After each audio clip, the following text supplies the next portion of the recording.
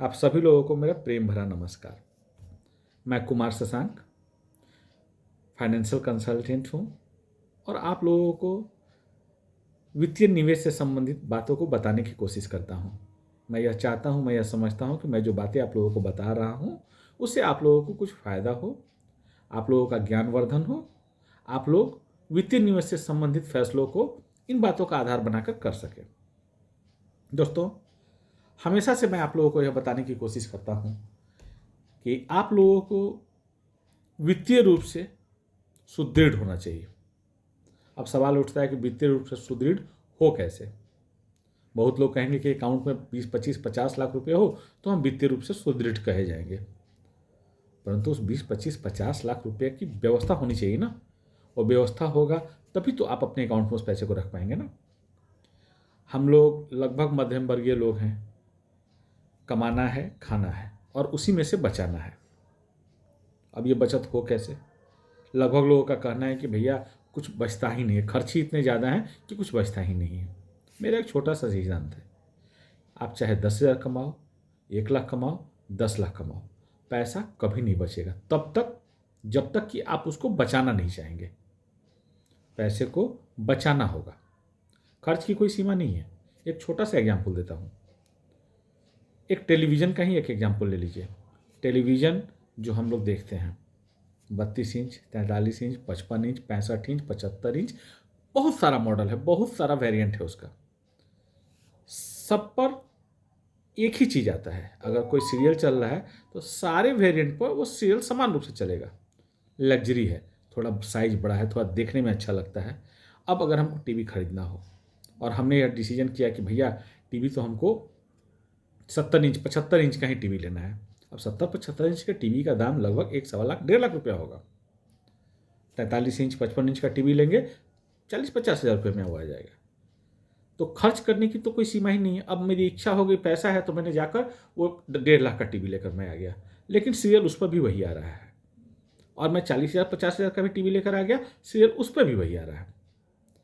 लेकिन अंतर क्या रहा दोनों में कि एक पे मैंने अपने पैसों को खर्च कर दिया, दूसरे में मैंने लगभग 70-80 हज़ार रुपया 90 हज़ार रुपया बचा लिया और ये बचत मैंने इन्वेस्टमेंट के रूप में लगा दिया। यही इन्वेस्टमेंट धीरे धीरे धीरे धीरे आगे बढ़ते हुए 2 गुना 3 गुना 4 गुना जैसा समय हम उस इन्वेस्टमेंट को देंगे वैसा वो बढ़ोतरी करेगा। तो मैं आप तमाम बंधुओं से कहता हूँ कि बचत की आदत डालिए। बिना आदत डाले बचत नहीं हो सकती है।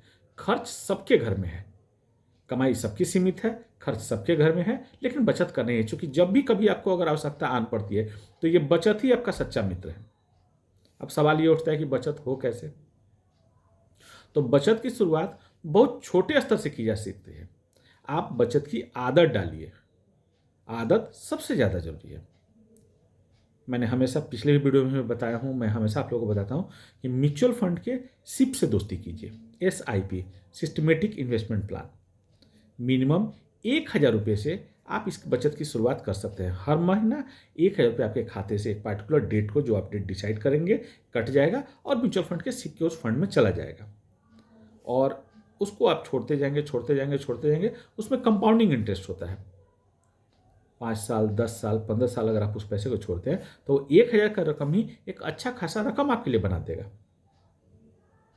हर जरूरत के लिए एक सिप चलाइए, मेरा यह मानना है।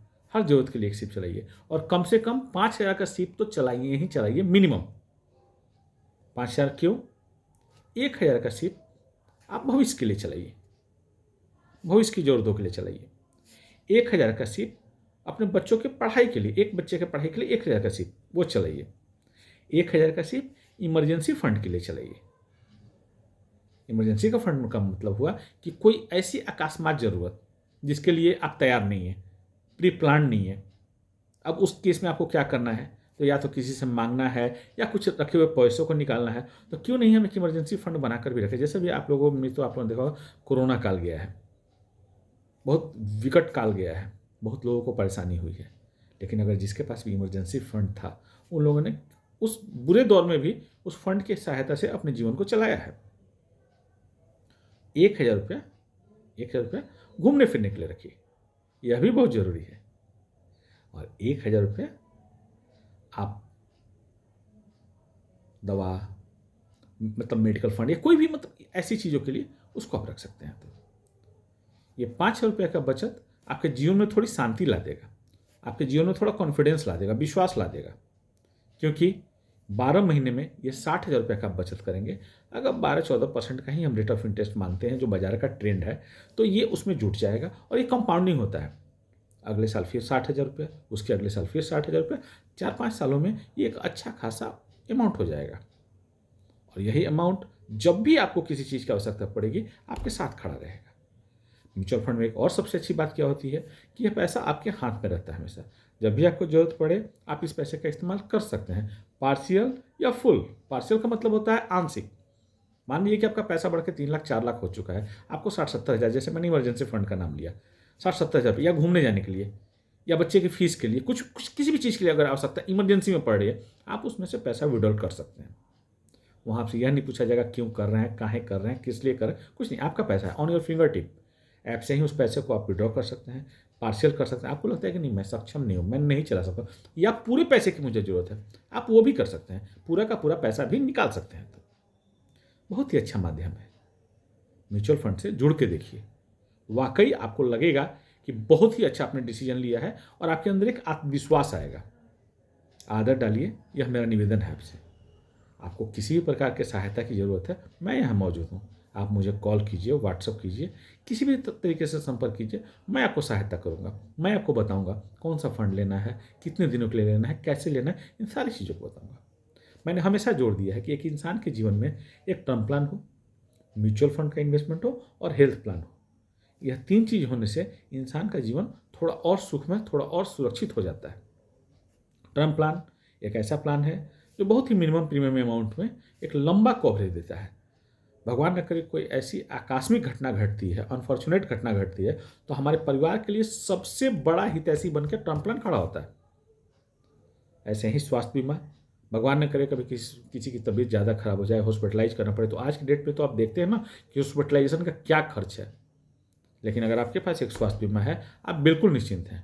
आपको सिर्फ हॉस्पिटल में भर्ती हो जाना है, बाद बाकी सारा खर्च वो स्वास्थ्य बीमा उठा लेता है। और स्वास्थ्य एक ऐसा चीज़ है जहाँ कोई उधारी नहीं चलती। हॉस्पिटल में आपको पैसे कहीं से भी ला कर देने हैं, चाहे जैसे दीजिए आप। तो स्वास्थ्य बीमा उस समय आपका एक सबसे बड़ा कॉन्क्रीट दोस्त बन के खड़ा होता है। किसी के सामने आपको हाथ फैलाने की जरूरत नहीं होती है, आपको हॉस्पिटल में एडमिट करना होता है, बाद बाकी सारे खर्चों के पीछे वो स्वास्थ्य बीमा है। मैं लोगों को यह भी सलाह देता हूँ कि इस टर्म प्लान और स्वास्थ्य बीमा को भी म्यूचुअल फंड के द्वारा ही लें। उनके लिए भी आप एक सिप चालू करें।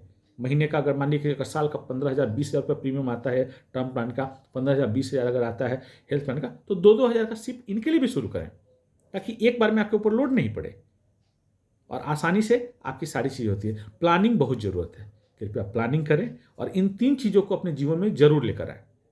म्यूचुअल फंड, टर्म प्लान और स्वास्थ्य बीमा। मेरा आप लोगों से यही निवेदन है और किसी भी प्रकार की सहायता के लिए बेझिझक मुझे संपर्क करें, मुझे कॉल करें, व्हाट्सएप करें। मैं आपके लिए हर पल हर समय हाजिर हूँ। आशा करता हूँ कि आप लोग इन जरूरी बातों को समझेंगे और अपने जीवन में इनको जरूर शामिल करेंगे। तो बहुत बहुत धन्यवाद आपका।